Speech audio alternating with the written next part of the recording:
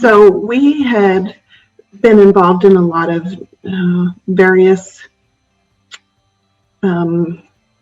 programs, from everything from just individual therapy to counseling with religious leaders to even other facilities. And our son needed some help, and he had been struggling for a while. I had tried to reach out to teachers and other counselors and stuff, and wasn't getting the help that we needed for him. And we tried multiple therapists and it wasn't working. And then we found ourselves in a situation where we realized that he needed more help than we could give him. And he had actually talked about ending his life, and we take that very seriously. And so he was at the hospital, and then from the hospital he got transferred to another facility, and this was an inpatient acute facility. And he ended up being there for, I want to say it was 2 or 3 weeks. And the time that he was there, he was allowed to do whatever he wanted, other than they had a bedtime. But he called the shots. If he wanted to call us, he could. If he didn't have to. If we called him, he could either take the call or not. He didn't have to speak to us. He didn't have to have any communication with us when we had our family therapy sessions. Basically, it was him telling us how life was going to be when he returned home. Then he came home, and we felt like we were making some progress. And then about a year later, we found ourselves in the same position. And so he went back to the hospital. We told him we did not want him to go back to the same facility, but they were the only facility in the area that had a bed open. So he ended up back at that facility. And then even that very first day, they told us that if we didn't disclose some information to him, that there was nothing that they could do to help him, even though he was threatening to end his life. Yeah. And we were more concerned about, hey, can you help him with the fact that he's suicidal? And they were more concerned about what we were doing as parents. And what we were doing was in his best interest.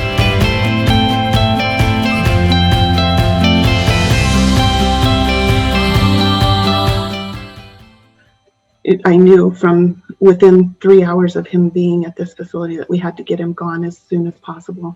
And so I started doing all kinds of research. We lived in a different state, and so I was looking within our state for facilities and looking in surrounding states, and I found a couple of other places that we were really considering. And then we were talking to a friend who is in the mental health industry, and we were asked, hey, have you ever considered Turnabout Ranch?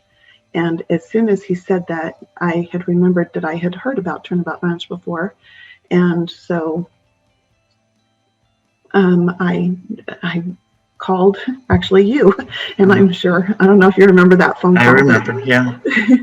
You were just so kind and so helpful and just answered all of my questions. And I probably called you a million times that week to say, well, what about this? And everything you told me was very transparent. And what I really appreciated was when you said to me, I don't know if we're the right program for your son, but we will review it as a team. Mm-hmm. And we will decide from there whether we feel like we're a good fit. But we want your son to go to the best place for him. And that was a breath of fresh air, because I felt like from every other facility, I was just being told we're the best facility there is, and no other facility can do what we do. And if you don't come to us, your son's not going to get the help that he needs. But you guys, you were real, and I appreciated that. So our son ended up at the ranch just a couple of weeks later, and it's really funny because he says, if I wanted farm therapy, I would have just gone home. And he was actually part of the decision process. We had narrowed it down to a couple of facilities and showed him or told him, we've narrowed it down to these facilities. This is what each one has to offer. But we didn't give places or names of facilities or any specific we did give specific information, like what kind of therapy they have, what kind of schooling they have, those important factors. And so he's the one that chose to go to Turnabout Ranch. And of course, he was surprised when he got there. But within the first 2 days, he realized that that was exactly where he needed to be. And he has never looked back. And he knows, and we know, that he's alive today because of the time that he was at Turnabout Ranch.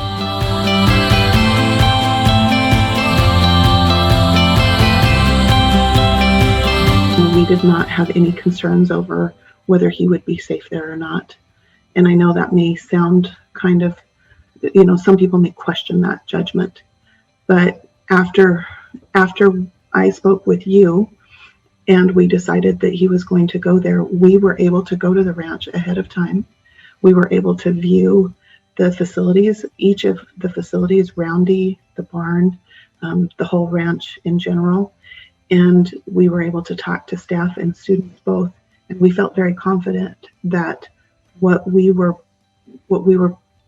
bringing to our son and bringing our son to was in congruence with our values and with his safety. So we knew that he would sit in a teepee in the middle of the summer for 2 to 3 days, 4 days, 5 days, however long it took him. We knew he would prepare his own meals.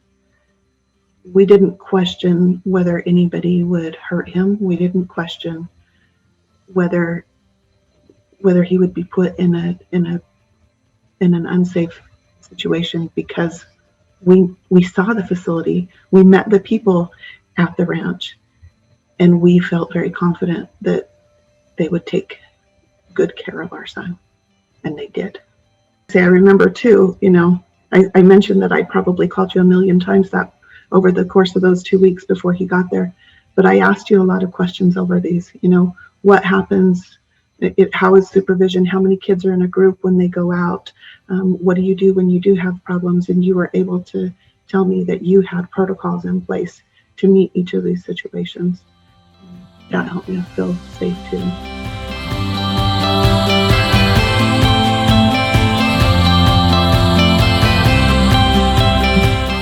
I think probably one of the biggest things that helped our son, the work factor.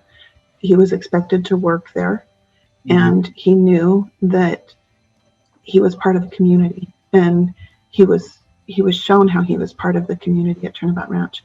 He felt like he was part of the Turnabout Ranch family, probably from within the first 48 hours that he was there, even though it was, in that first little bit, it was still a little bit new to him, and he still had to get used to the rules and used to the facility and the environment.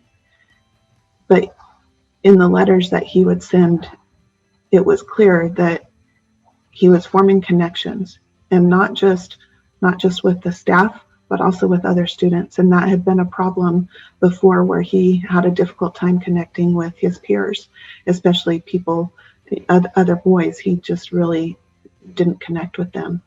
And so, but before long, we were getting letters where it was evident that he was connecting with his peers.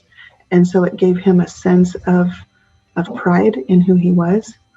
And it gave him the ability to trust himself as a young man in being able to form those good relationships.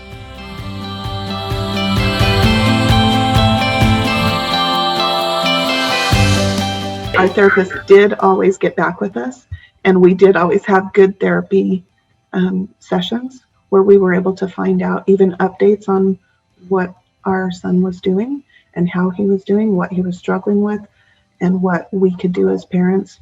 I loved that we were given homework. We were asked to read books, not just one book, but several books, and to do the work that was in these books, to make the considerations we were asked to make, to create a home team, things like that, to where we felt like we were involved from the beginning.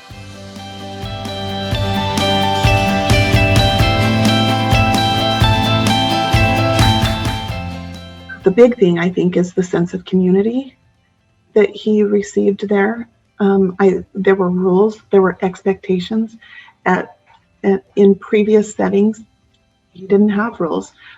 He literally was able to I mean, other than when to go to bed or when breakfast, lunch, and dinner was available, there were times that, he could go and watch any movie that he wanted, regardless of how old he was.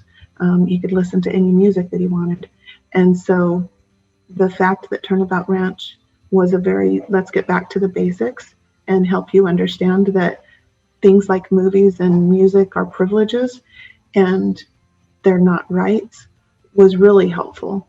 So that was a really big difference. It was different, the fact that he was outside a lot, and our son is not generally an outdoorsy kind of person.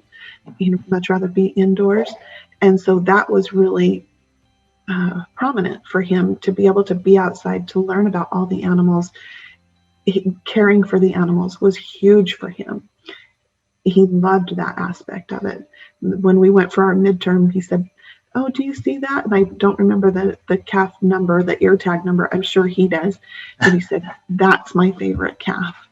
And, there's 100 calves in the corral. How in the world did he know that that was his favorite? I don't know, but he did.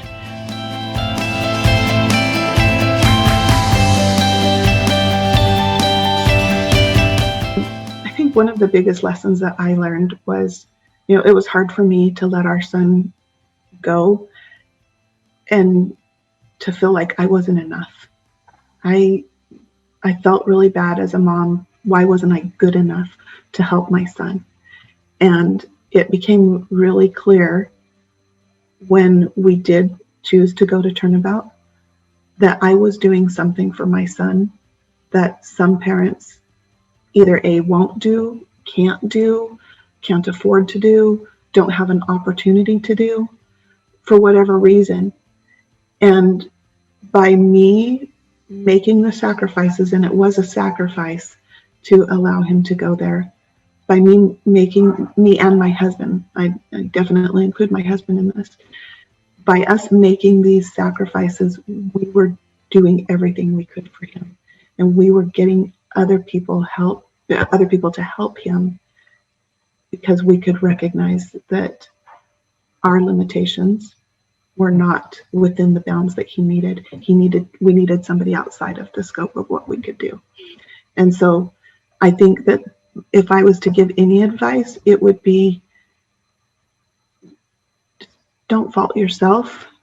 Yes, you have a relationship, and it's a back and forth relationship where you affect your child and your child affects you, and that happens. But regardless of what has happened in the past, you're in the present right now. You're in the moment that you're in, and what you decide today is going to determine the type of future that your kid has, and the type of future that you have, and the relationship that you have together. And my son and I have a really good relationship today. And I didn't think that was going to happen. When we went for our midterm visit, I was really worried. I had gone with all kinds of fears because I hadn't seen him in about 2 months. And I was really, really concerned about what that visit was going to be like. And did he still hate me as badly as he hated me the day that he got there? And was he going to look at me with those same daggers in his eyes that he shot at me the last time I saw him? And I saw him bounce up the stairs to the Votech building, and then the door opened and he came running in and just threw his arms around my neck. And he sat and he cried and told me how much he loved me, and held me for probably a good 3 minutes, and pulled my husband in. And there was the three of us that were just standing there in this tender moment, this tender embrace. And in that moment, I realized I had my son back. Our son is here today because he had a good experience at Turnabout Ranch. He was loved, he was cared for, he was held accountable for his choices and his decisions. He was given the treatment that he needed at the time, and that he was ready for at the time, to deal with past experiences and to help him make decisions on future experiences that he has now had and that he will continue to have. We love Turnabout Ranch, and we're grateful to be a part of the Turnabout Ranch family as a family.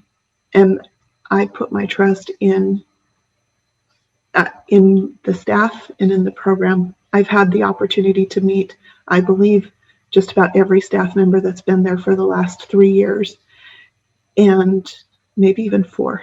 I think it's coming up on 4. But I've met these people. I've met you guys, and you guys have good hearts, and you do good. You live by the Turnabout Ranch motto, and you give a real that's kind of funny, but a real genuine experience to these kids.